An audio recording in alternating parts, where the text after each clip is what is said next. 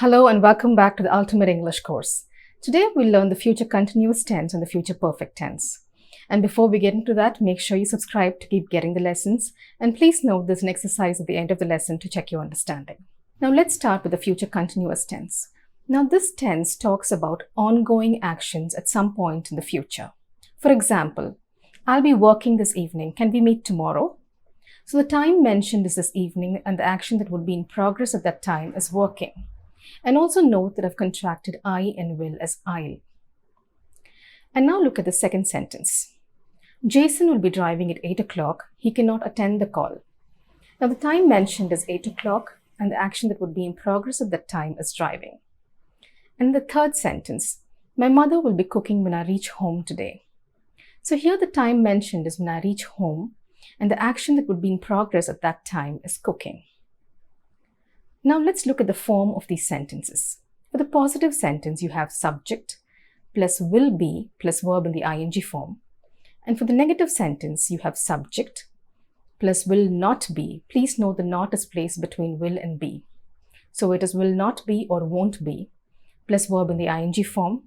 And to make questions, you place will before the subject. So the question is will plus subject plus be plus verb in the ing form. So for a sentence like, he'll be studying at 5 o'clock. The negative sentence is, he will not be studying at 5 o'clock. And the question is, will he be studying at 5 o'clock? Now, please note that this tense can also be used to talk about plans and arrangements. It can be used instead of be going to or the present continuous. Now, look at these examples. The first one, I'll be talking to him tomorrow. Now, that's a plan. The second one, the flight will be leaving in 45 minutes. That's an arrangement. Third one, we'll be distributing the relief material tomorrow. Now that's a plan. So again, remember that you can use the future continuous instead of be going to or the present continuous to talk about plans and arrangements. Now let's learn about the future perfect tense. This tense is used to talk about actions that will be completed by a certain time in the future. We often use by or in these sentences. For example, in 2 years, I will have completed my education. So this action will be completed before the end of 2 years. Or the second one, they will have saved $5,000 by December. Again, this action will be completed by December. So we mention a point of time in the future and we say that this action will be completed before that time. Now let's look at the form of these sentences. The first one, to make a positive sentence, you have subject plus will have plus verb 3. Verb 3 is also called as the past participle. To learn more about verb forms and the past participle, please refer to my lesson on regular and irregular verbs. The link is given in the description below. And to make a negative sentence, you have subject plus will not have plus verb 3. And for questions, you have will plus subject plus have plus verb 3. So for a sentence like, she will have completed her project by Saturday, the negative sentence is, she will not have completed her project by Saturday. And the question is, will she have completed her project by Saturday? Now let's look at the future perfect continuous tense. Now this tense is used to talk about actions that will continue up to a particular point in the future.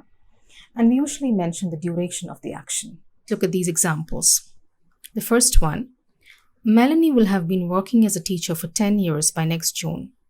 So next June, when you look back, she would have worked as a teacher for 10 years. So it's like stepping into the future and looking back at the duration of the action. Look at the next one. At 9 p.m., I will have been waiting for 3 hours. So when you look back at 9 p.m., the duration of the action of waiting is 3 hours. This tense is not commonly used, but it's good to know the form. The form is subject plus will have been plus verb in the ing form. Now please pause the video and try this exercise.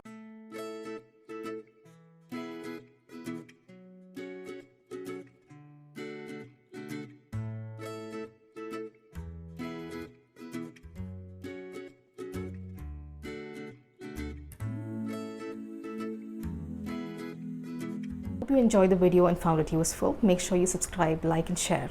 And remember, if I can do it, so can you.